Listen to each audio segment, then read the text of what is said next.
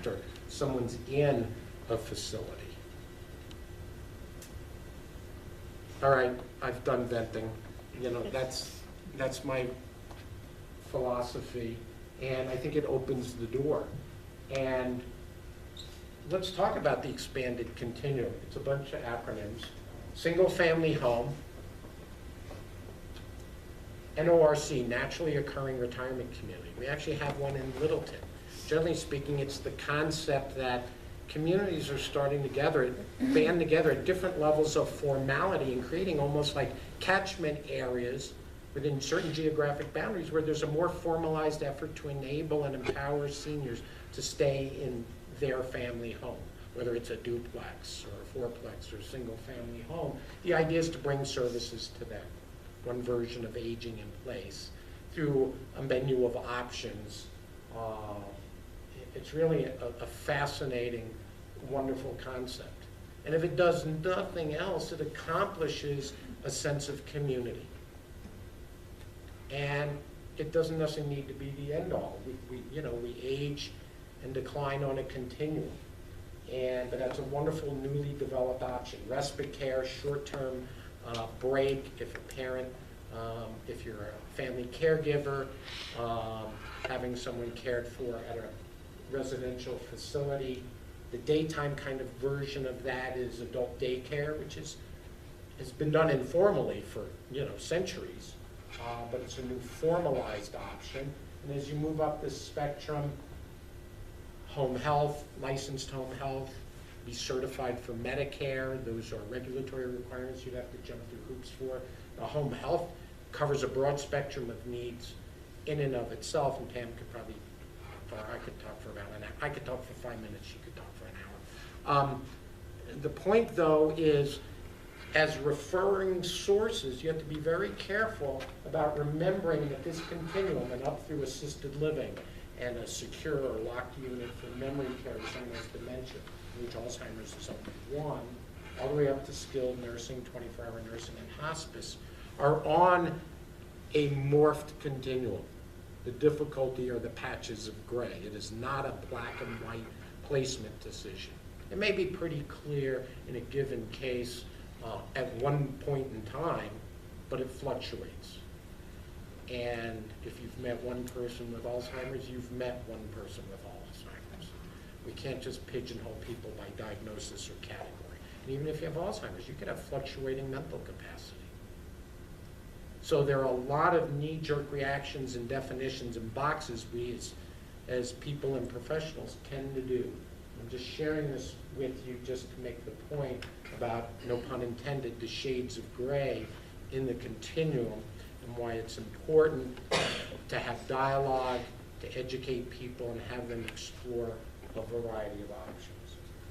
Any questions about that?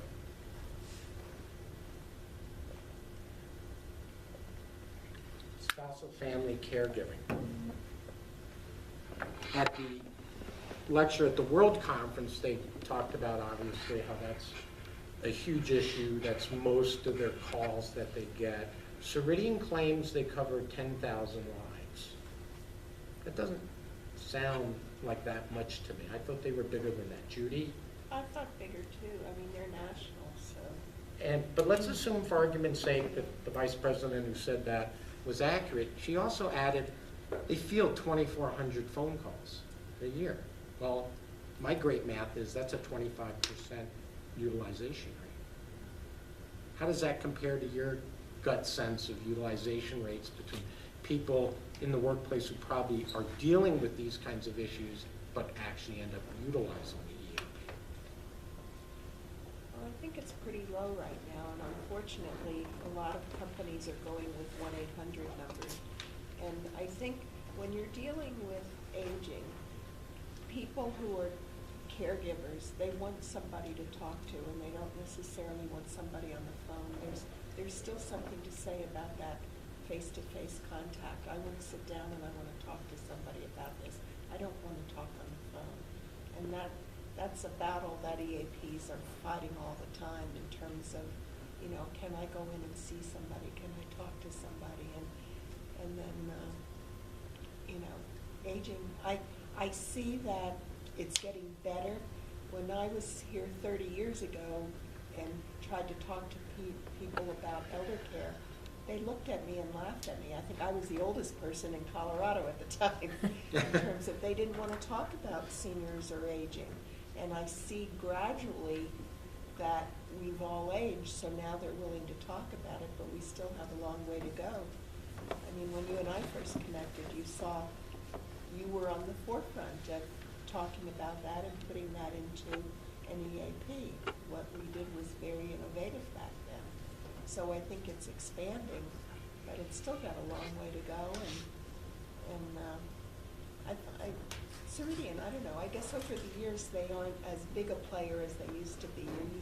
There's groups like ComPsych and stuff out there now that are offering services, but I still think people still like, just like they don't like to call on the phone and go through a dial system, they don't like to talk on the phone about personal issues like that.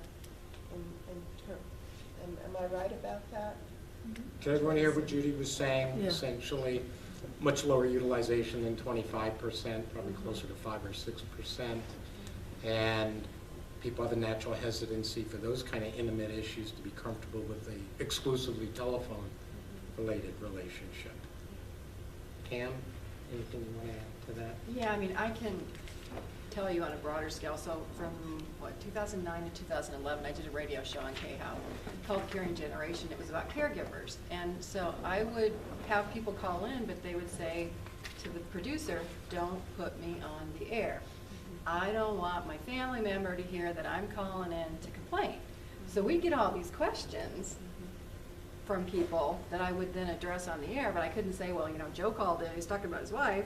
I had to do it in such a general manner.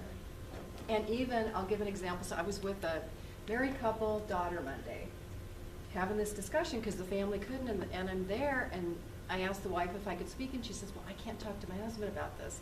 So I talked to the husband, and I said, Barry, we're here because you have Alzheimer's. We're here to talk about care. She couldn't get those words out of her mouth to her own husband. People can't talk about it. Really tough. And that's why triggering the dialogue is so critical, and why I think then the details flow from that. If you can be a change agent to get an engaged dialogue, whether it's directly with yourself or in your company, or then a referral to someone appropriate who that's their skill set, to take it deeper because there's so many stakeholders in the conversation.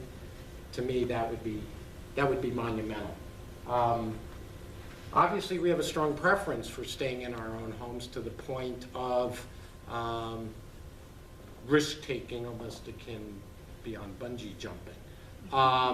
And that's part of the challenges we face. And getting someone to help walk through that and step through that is important. So I would certainly advocate that if you're engaged with one of the stakeholders, you help them do as part of your standard analysis, a resource assessment. What are your internal and external resources, intra-family, outside the family?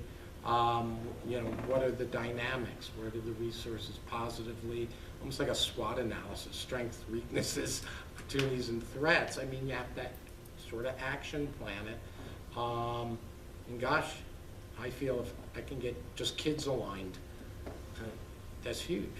If you can just solve taking away the keys issues, that's huge. If you could just open up mom or dad to consider an alternative living opportunity.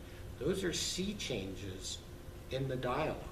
But the key is getting that dialogue going. And when you don't, things like this happen. In 2012, over $9 billion was spent by family caregivers to deal with the stress of caregiving.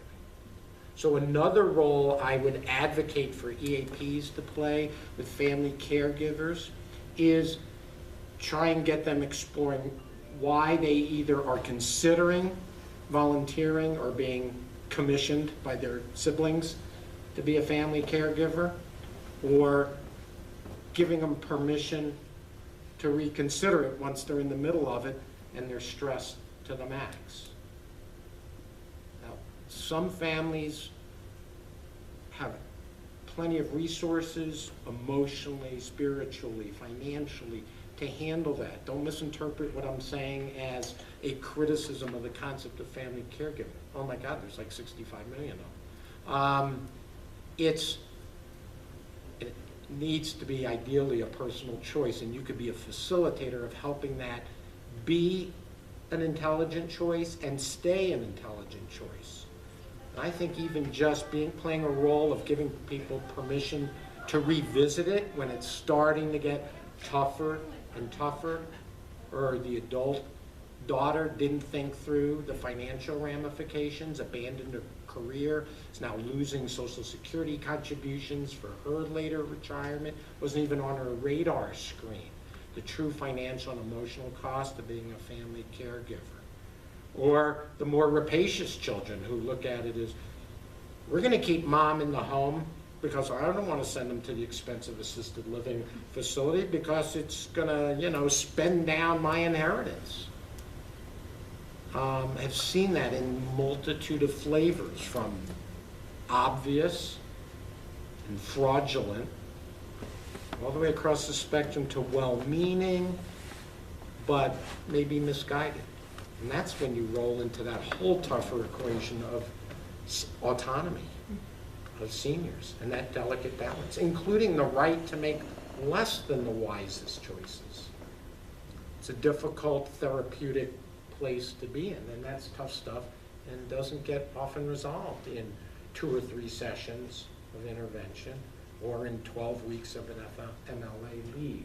But you have to tackle those issues, and that's part of where game planning comes in. So family caregiving and spousal caregiving certainly has wondrous upsides. It's respecting and empowering parents or grandparents, if that is their wishes. It's enabling them to make very intimate personal choices. And sometimes it's certainly the best alternative. And if you can make it work, great. And multi-generational opportunities for the kids, the sandwich generation situation, can be a blessing or a curse and a combination of the two. It's not always a blessing in the view of the elder senior dealing suddenly, with grandkids underfoot all the time. So it's tough terrain. The woes are self-evident, the different level of stressors and expense, and when it starts becoming the spouse's parents rather than your parents, doesn't that open the door for some unique dynamics and stressors? So it's key to explore those different challenges. And we all know statistically, well, we don't necessarily all know, especially if you're dealing with dementia, the health risk to a spousal caregiver or family caregiver is dramatic, especially for a spousal caregiver. In fact, the odds are you'll have worse health outcomes for a spousal caregiver in a dementia situation. And the caregiver will not infrequently succumb to those stressors before the person they're caring with dementia. So that begs for some intervention and teaching people about options and it being okay to ask for help. Boy, if you could therapeutically just get someone to a place where it's okay to ask for help, wow, that's huge. Look at these numbers, 65 million uncompensated caregivers. There's over 500,000 in Colorado alone. According to the Colorado Department of Human Services, people 60 and over in Colorado will double by 2024. AARP talks about it being exhausting on all levels. We need to deal with that reality, and employers have to find a way to be effective allies. They can't be tacit enemies of this challenge. I don't think it's good business. I think it breeds the disconnectivity that Rader was talking about last month, and so it also presents an opportunity. What are some of the hot buttons? Taking the keys away. I would share with you that the Ceridian representative, during her lecture, kind of half-jokingly shared an anecdote about a medical director, a physician friend of hers who ran a university, a medical center. He was the medical director. Had a father who drives a giant Lincoln. My dad had one of those, probably with the suicide doors. He would drive it regularly from Connecticut to Philly, and she said he shouldn't be on the road. And the way she said it was common with my professional experience of people always being sheepish, joking when talking about that dilemma of a senior who shouldn't be driving. And my eyes roll back in my head. That is a huge issue. And it's an endangerment issue, and it's a very tough issue. And there are many options of how to deal with that, formally and informally. But it should be dealt with sooner rather than later. One suggestion I make is I have a blog on my website called Recycling Parental Wisdom. It applies not just to taking away the keys, but a number of different tough issues. My general advice in that arena is identify your issue. Don't charge at it like a type A business person and say, all right, Mom, I gotta be gone in 12 minutes. Let's talk about you driving anymore, okay? Let's just get this done and over with. Even if you don't say it, if that's what you're thinking in your head, you have not set the stage for a successful outcome. So like with any important, intimate conversation, personal or business, have an action plan. Timing is important, tone is important, location is important, where it's going to be less threatening and you can be more tactful. Give yourself the time and view it as like the sides of a mountain. It may take a while to get there. And I like the technique of reminding parents of times they shared fundamental wisdom with you, and it may be about driving. Gosh, Mom, remember when I was 15 and a half and I was technically eligible for a permit, and I had the permit for about 2 days, and then you and Dad kind of yanked it. I still remember that. Do you? Well, no, honey. What happened? And you walk them through how you kind of ran over the neighbor's chihuahua or whatever it is. And you go, I wasn't happy when you did that. In fact, I remember it pretty vividly. I was totally PO'd. And go to that place of, but you know what? I realized my safety was the most important thing to you. And I want to return the favor. The other day when you drove through the garage, I started worrying about your safety, not the plywood. And you get my drift. And it's very individualized, depends on your relationship with your parent. There is an effective way, and you know this as therapists, to tackle that issue. And there's a whole hierarchy of interventions. And if you're not the right person, the pastor, the doctor, think of who's really within Mom or Dad's sphere of influence that can carry that message and do it well, if not the child. So there is a mechanism for taking the keys away. You don't want the parents killing themselves or someone else. And you can use a visualization technique that's getting a little stronger, but that is among your arsenal of opportunities. But I would not unduly put that off when you have some real serious concern there. To me, one litmus test is, would the parent let their kids ride with grandma or grandpa? I think that's a pretty good litmus test. And if the answer is no, that might be, shall I say, a door opener to that conversation and having a real reality check and kind of an epiphany. And there are a lot of things you can do, follow in your car, and et cetera. Putting on a police uniform. No, just kidding. Money and mental ability. Very intertwined, very sensitive area, needless to say. You probably don't get to go there too often in your role, but it's good to identify that and be aware that if you're hearing one side of the story from the child who's managing the money, you have to be real cautious about being an objective listener and referral source, because a lot of times it's hard to tell if this child is managing well or mismanaging.